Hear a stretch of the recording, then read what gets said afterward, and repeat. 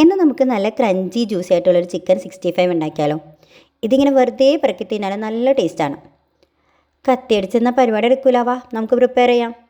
അതിനായിട്ട് ചിക്കൻ എടുക്കുക. അതിലേക്ക് ഞാൻ സ്ക്രീനിൽ എല്ലാ ഇൻഗ്രീഡിയൻസും കൊടുത്തിട്ടുണ്ട്. സെയിം മെഷർമെൻറ്റ്സിലെടുത്ത് നന്നായിട്ട് മിക്സ് ചെയ്തിട്ട് ഒരു 10 മിനിറ്റ്, മിനിമം 10 മിനിറ്റ്, മാക്സിമം നിങ്ങൾക്ക് ഒരു അരമണിക്കൂർ എത്ര വേണമെങ്കിലും വെക്കാം.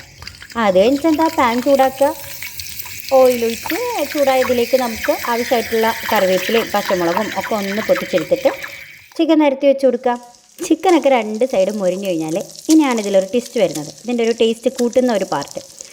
ആ ഓയിലിലേക്ക് നമ്മൾ കുറച്ച് ജിഞ്ചർ ഗാർലിക് പേസ്റ്റ് ആഡ് ചെയ്തിട്ട് അതിലേക്ക് കുറച്ച് ടൊമാറ്റോ സോസ്, സോയാ സോസ്, ഇത് രണ്ടും കൂടെ ചേർത്ത് അതിലേക്ക് ഈ ചിക്കനെ നമ്മളിട്ട് ജസ്റ്റ് ഒന്ന് കോട്ട് ചെയ്തെടുത്തിട്ട് ഒരു 5 മിനിറ്റ് നമുക്കൊന്ന് മൂടി വെക്കാം. അപ്പോൾ ആ സോസൊക്കെ അതിൽ പിടിച്ചിട്ട് എരിവും പുളിയും ഉപ്പും എല്ലാം കൂടെ നല്ലൊരു ടേസ്റ്റ് ആയിരിക്കും വരുന്നത്.